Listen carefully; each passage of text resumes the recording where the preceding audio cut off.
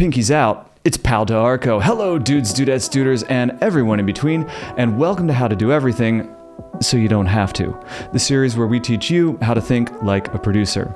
If you're at the start of your career, catching your first freelance gigs can feel terribly nebulous and frustrating.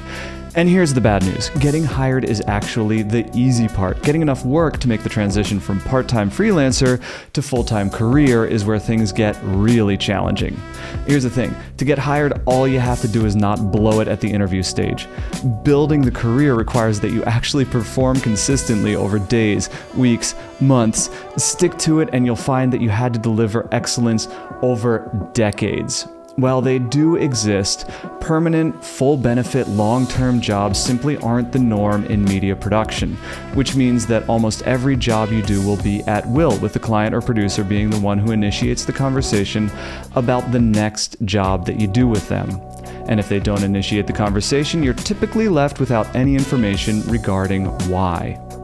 As we look back on 2024 as a company, we had our busiest year. This means that we worked with our largest pool of freelancers ever. While we were able to call more folks back than ever before from gig to gig, it also meant that we passed over more names this year than ever before, sometimes passively and sometimes very actively. If you're not getting the callbacks that you were hoping for, now's the perfect time for a refresher course on simple mistakes that cost you jobs. Production is like a bus, and you want to be sitting as far in the back as possible. Every time you make your presence known in a bad way, you're moved up a seat. Every time you over-deliver or anticipate a production's needs and get ahead of that, you're moved back a seat. At some point, the production is going to contract, whether it's because the budget got slashed, the season is over, or some new technology comes out making jobs redundant. When a production contracts, the bus unloads from the front. If you're in the front seat and the production shrinks by one head, well, here's hoping you saved a bit of money. What's particularly frustrating about this is that you might not get the feedback you're hoping for, especially from a good producer. Now, I know that doesn't make any sense. It seems like a good producer would have a constant feedback loop with their team, course correcting as necessary. Now, that's absolutely true, but those course corrections might not come in the ways you're expecting. A good producer tells the team how they want the project executed, and a good team executes the project against that prescription. Or better if they can. If an employee isn't executing as instructed, I'll mention it, but there won't be any emotion attached or strong verbiage, and I likely won't mention it a third time. I'll just find an employee who can hear it the first time, or at least the second time. There won't be a meeting or a conversation or a probationary review period. We'll just call someone else the next time we have a choice. And this isn't just me. This is how a lot of producers work. Of course, you always have the option to ask them why you aren't getting hired anymore, but by the time you realize that you've been pulled from their Rolodex, it'll likely be months since the last job. So instead of letting you suffer in silence, I thought it would be a good time for a quick refresher on what you might be doing that's keeping you from getting called back. Let's get right into it, starting with Expendables. Bring the Expendables that you need to do the job and don't mess with anyone else's. Of course, if you need a couple inches of gaff tape or some C-47s to hang a gel, no problem. And that's the problem. Using other people's Expendables is the Sorites paradox in a nutshell. As it goes, if 10 coins are not enough to make a man rich, giving him one more won't make him rich either, because 1 is less than 10 and 10 didn't do the trick. But add another, and another, and so on, eventually he will be rich. There's no single coin that makes a man rich, but he was poor, and now he's wealthy, and it happened by adding one coin at a time. So one of those coins somewhere in there was the one that pushed him out of poverty and into wealth. You will never know which was the inch of gaff tape that you borrowed that made people stop calling you back for more jobs, but eventually you will reach that inch. So buy your own and include that cost in your day rate. Don't you dare think I'm paying you a kit fee because you brought a Leatherman, a pair of gloves, and a roll of gaff tape to set. Number 2, cancellations and tardiness. Look, if you're late once, Nobody cares. Nobody even notices. If you're late twice, though, you are forever branded as the one who is always late. It's a silly little glitch in how humans categorize other humans, but since you're now aware of it, there shouldn't be a problem. Filmmaking is a physical activity, not a theoretical one. You can't hypothesize your way into a great piece of art. If you're there, you can partake in the physical activity. If you're not, you can't. The world is barely controlled chaos, though, and eventually you will be late for something. This is not the mighty death pop for your career. Here's how to recover. Let the team know that you're delayed as soon as you know, and if you can, give an ETA with a very healthy buffer. When you arrive, thank the team for their patience and move on. You know the worst thing you can do if you've delayed a project by being late? Hold it up even more by boring everyone with an explanation of why you were late. Take the hit, do your part to keep the day running smoothly, and don't do it again. Discussing the shoot publicly. There are two sides to the NDA coin, and if either side is unclear, it's on you to find out what the production expects. There's the information that's private and the information that is meant to be shared. Both sides are incredibly important, and if you can't adhere to the production's expectations, you will be putting your career at risk. We run all of our shoots with the information pretty much hermetically sealed from start to finish. Nobody is allowed to talk about anything on our corporate shows because if they did, we wouldn't be able to hire them anymore. Not as retribution for breaking trust, but because we'd lose the client and we can't hire people if there isn't a job to hire them for. Of course, we've done productions where there was a mandate to share information about the shoot. The most common version of this is when working with influencers who will be expected to share X number of stories during the filming and Y number of posts once the project is delivered and Z number of shoutouts on their streams or whatever it is. If it's not discussed, though, hew on the side of caution, knowing that it's safer to withhold information about the project than it is to broadcast. The wrong post could result in meetings, and nobody wants more meetings.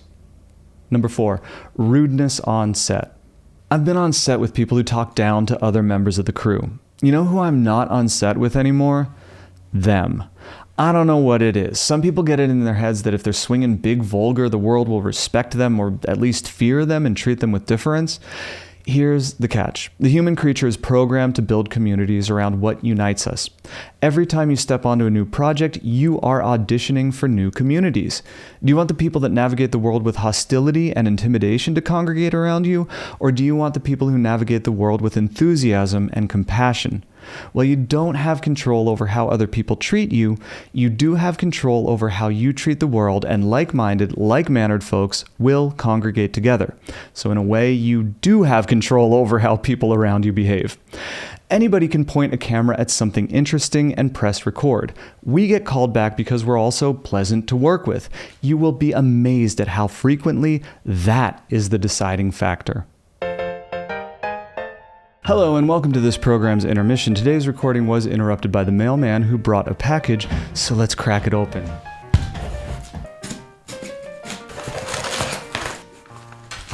I thought it would be bigger. Alright, does anybody know what this is? I mean, obviously it's a 35mm film camera, but do you know what makes it special? You need some hints? The manufacturer is Ricoh, and the name of the camera is the Mirai 105. Now, Mirai is Japanese for future, and there's a pretty rockin' song that goes, "Living in the future, babe, living in the future." And if that's not a big enough hint, I don't know what is. Look, I'll just tell you, this is the camera that Bob the Goon uses in the 1989 Batman film. And we will get back to this camera in a couple of weeks after we've had some time to test it out. But for now, let's get back to that list. Misrepresenting your skills. It is totally cool to not know something or to not be able to do something.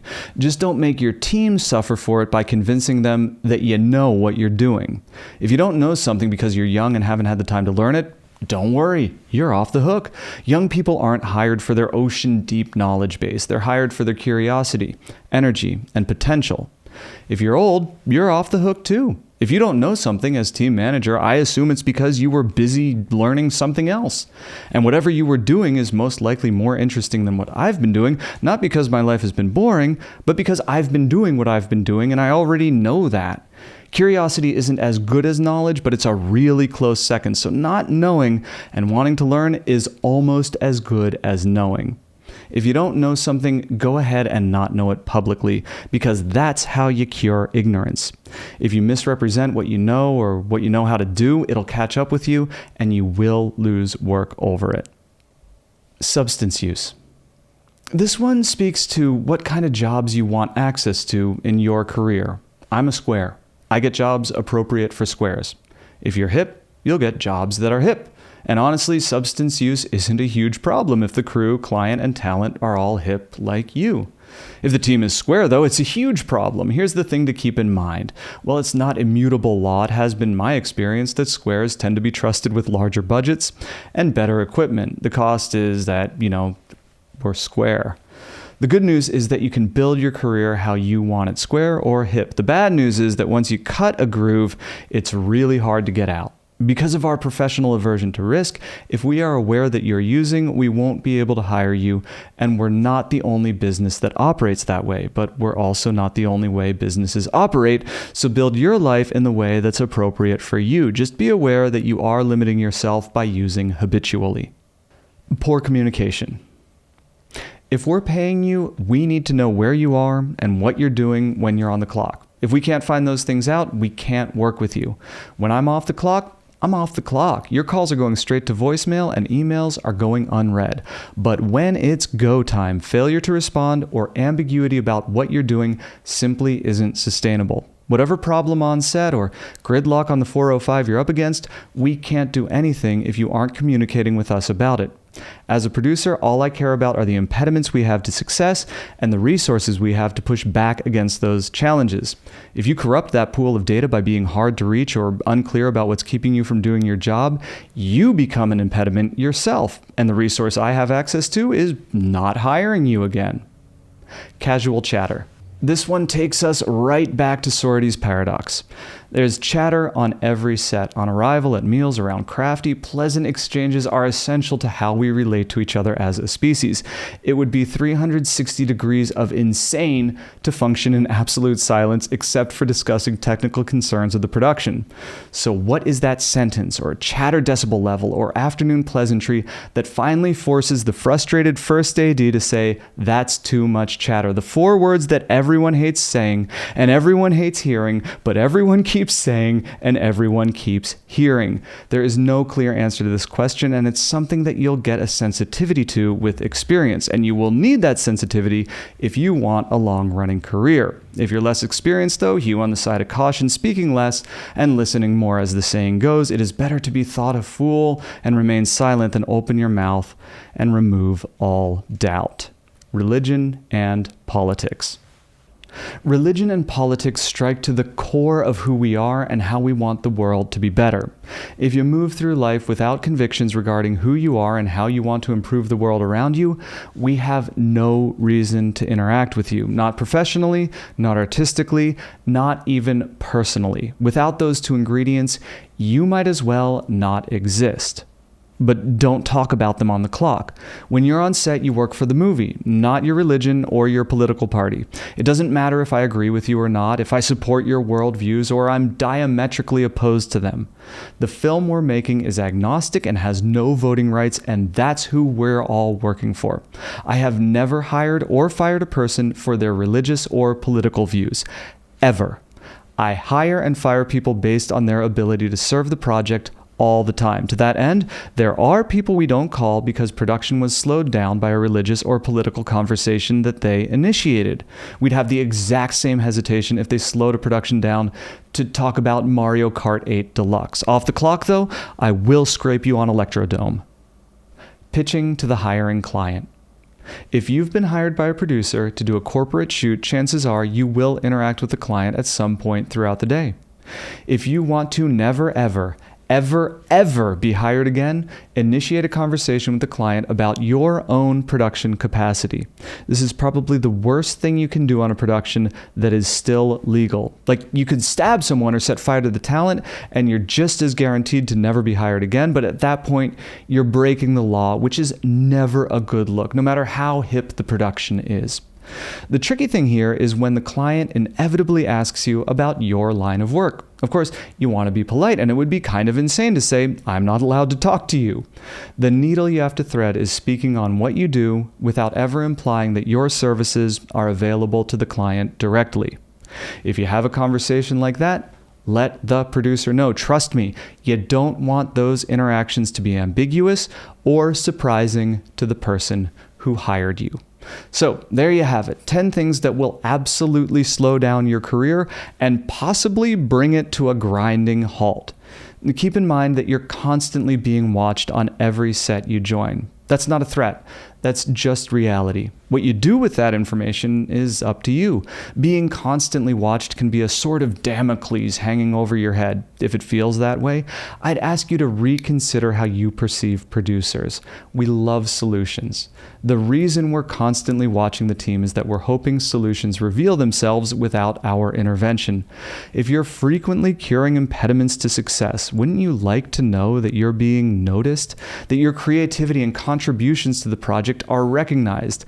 When you're thinking about it from that angle, it would kind of suck if you were hitting home run after home run and nobody was keeping track of the score. So, good news. I'm always watching you. Forever. If you found this video useful, I'd encourage you to consider subscribing. If you disagree with anything I've said, please tell me where I missed the mark in the comments below. And once you've done that, please turn off YouTube and go represent yourself with casual excellence on the next shoot you're hired for.